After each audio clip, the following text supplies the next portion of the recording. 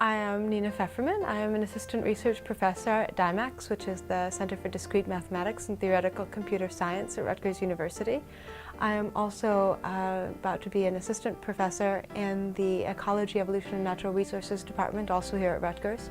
I'm also an adjunct assistant professor at the Tufts University School of Medicine, New England Medical Center, co-director of the Tufts University Initiative for the Forecasting and Modeling of Infectious Diseases. My research spans the boundaries between behavioral ecology, evolution, and epidemiology, and applied mathematics.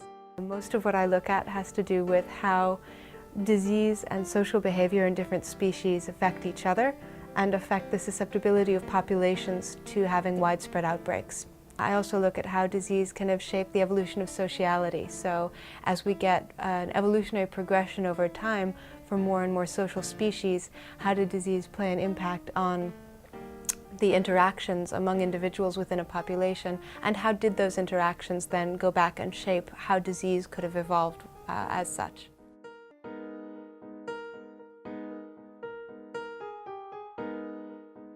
I was fortunate enough to be made a job offer in a medical school, employing both my mathematical skills and my biological skills at that point, and really melding the two together. And since then, I've had the good fortune to find departments that really appreciate both sides of my skill set. Depending on who I'm with, I definitely either become more a mathematician or more a biologist to try and complement and communicate among the people that I talk to. And I think that's the thing of which I'm most proud in my research career. I do believe that I have an unusual skill set that allows me to be both in between and across both worlds, and allows me to communicate effectively in ways that most people don't have the opportunity to. So I can provide that bridge, and I think it lets me ask unusual research questions. So things that I'm working on at the moment that I find very, very beautiful and compelling, and that have equally beautiful questions in the mathematics and the biology, are things like, how does a swarm of insects make a decision? No one's in charge. Since no one's in charge and no one has any complete information, no one's being reported to, how does the average ant know whether or not the swarm is actually turning left or right? And how does their decision whether or not to turn left or right contribute to the swarm's decision? How do bees decide when to reproduce? How do termites deal with disease risks? Termites are actually fantastic at dealing with public health issues. They're much better than people.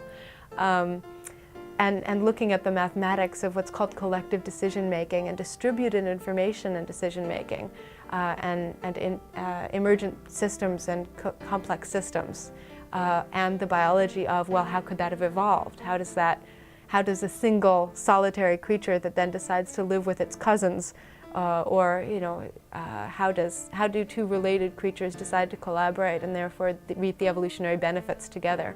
And how do those two play off each other? And so finding those questions at the interface of the mathematics and the biology can lead to some beautiful, beautiful questions that neither side alone could answer.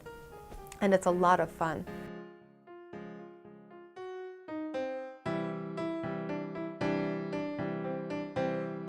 Most basically, I would say if you're just starting out your career and you think you're interested in science, take a little bit of everything. You never know where your interests are going to lead you. You never know where life is going to lead you. You never know where funding opportunities or job opportunities are going to be.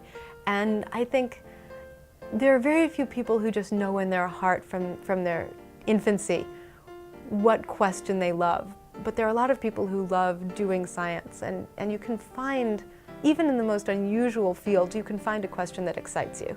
For women who are engaging in careers in science and math, I would say something that maybe does get told to your male counterparts and doesn't get communicated so effectively to you: don't internalize what everyone tells you necessarily. There will be a lot of people out there, some of them will be fans of yours, some of them will think you're an absolute idiot, and you should take both with a grain of salt and be able to continue having faith in yourself and in what you do without necessarily always believing that just because someone else is very smart that they've adequately judged your ability.